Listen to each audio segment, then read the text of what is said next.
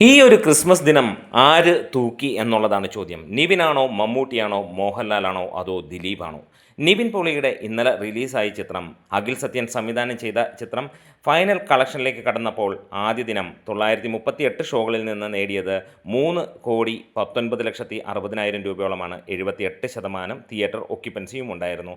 Cinema ഇന്നലെ ഫൈനലായി നേടിയത് 3,45,00,000 രൂപയോളമാണ്.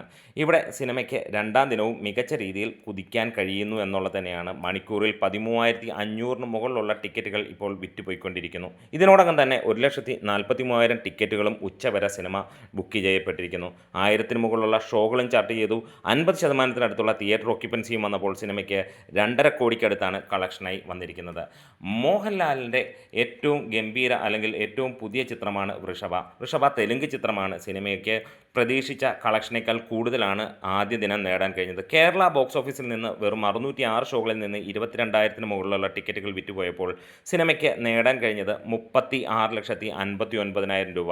അതായത് സിനിമ ഇന്നലെ 45 ലക്ഷം രൂപയോളം നേടി എന്നുള്ളതാണ് ട്രാക്കേഴ്സ് കേരള ബോക്സ് ഓഫീസിൽ നിന്ന് പറയുന്നത്. വേൾഡ് വൈഡായിട്ട് 1 കോടിക്ക് മുകളിൽ ഈ ഒരു സിനിമ നേടിയിട്ടുണ്ട് എന്നുള്ളതാണ്. പക്ക നെഗറ്റീവ് വന്നിട്ട് പോലും ഒരു മോഹൻലാൽ ചിത്രം കസറുന്ന കാഴ്ച നമുക്ക് ഇവിടെ കാണാൻ കഴിയുന്നു എന്നുള്ളതാണ്. ദിലീപ് ചിത്രം ബബ്ബ അതാ കളം നിറഞ്ഞാടുന്ന കാഴ്ച ഇന്നലെയും കാണാൻ കഴിഞ്ഞു. സ്റ്റഡിയായിട്ട് 1 കോടിക്ക് മുകളിൽ നേടുന്ന ചിത്രം ഇന്നലെ ഷോകൾ കുറയുന്ന കാര്യം കണ്ടു. 805ഓളം ഷോകളാണ് ട്രാക്ക് ചെയ്യപ്പെട്ടത്. ഫൈനലായി സിനിമയ്ക്ക് വന്നത് 1,13,86,000 രൂപയാണ് ട്രാക്കിംഗ് മുഖാന്തരമായി വന്നത്. അതായത് 73,000 ടിക്കറ്റുകളാണ് സിനിമയുടേതായി വിറ്റുപോയതായി കാണിച്ചിരിക്കുന്നത്. സിനിമയ്ക്ക് ഫൈനൽ ഗ്രോസായി ട്രാക്കേഴ്സ് പുറത്തുവിട്ട കണക്കുകൾ നമുക്ക് നോക്കാം. അവിടെ നമുക്ക് കാണാൻ കഴിയുന്നത് ഈ ഒരു സിനിമയ്ക്ക് വലിയ രീതിയിലുള്ള കളക്ഷൻ നേടാൻ കഴിഞ്ഞു. 1,40,00,000 രൂപയോളമാണ് സിനിമ ഇന്നലെ ബോക്സ് ഓഫീസിൽ നിന്ന് നേടിയത്. കേരള ബോക്സ് ഓഫീസിൽ നിന്ന് സിനിമ 23.5 കോടി കടന്നു എന്നുള്ളത് തന്നെ ട്രാക്കേഴ്സ് പുറത്തുവിടുന്നു. അതെ, ഇന്നലെ വന്ന സിനിമകളിലെല്ലാം തന്നെ മികച്ച കളക്ഷൻ ക്രിസ്മസ് ദിനത്തിൽ ഈ സിനിമയ്ക്ക് നേടാൻ കഴിഞ്ഞു. ഇനി മമ്മൂട്ടിയുടെ കളങ്കാവലിൻ്റെ കാര്യങ്ങളിലേക്ക് പോകാം. അതിനു മുന്നോടിയായി നമുക്ക് കാണാൻ കഴിയുന്നു, കളങ്കാവലിന് മുമ്പ് എക്കോ കേരള ബോക്സ് ഓഫീസിൽ നിന്ന് 2,23,70,00,000 രൂപ നേടിയതായി. ഇനി മമ്മൂട്ടി ചിത്രത്തിൻ്റെ കാര്യങ്ങളിലേക്ക് കടക്കുമ്പോൾ മമ്മൂട്ടി സിനിമയ്ക്കും മികച്ച രീതിയിലുള്ള ഒരു കളക്ഷൻ തന്നെയാണ് ഇന്നലെ വന്നത്. ഇന്നലെ ഒരു പുതിയ റെക്കോർഡ് കൂടി മമ്മൂട്ടി സിനിമ നേടുകയുമുണ്ടായി.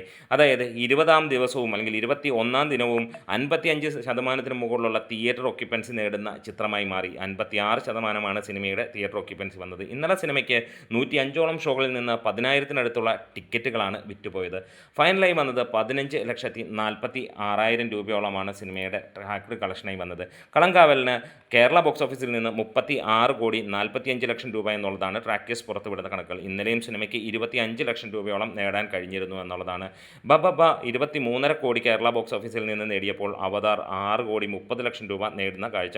അതേപോലെ തന്നെ ദുരന്തർ 5,20,00,000 രൂപയും സർവമായ ആദ്യ ദിനം 3,45,00,000 രൂപയും വൃഷഭ 40 ലക്ഷം രൂപയുമാണ് നേടിയിരിക്കുന്നത്. നമ്മുടെ വീഡിയോസ് ഇഷ്ടമായെങ്കിൽ ഒന്ന് സപ്പോർട്ട് ചെയ്ത് തരാം. അപ്പോൾ കട്ടയ്ക്ക് കൂടെ ഉണ്ടെങ്കിൽ കൂടുതൽ വീഡിയോസുമായി വരും.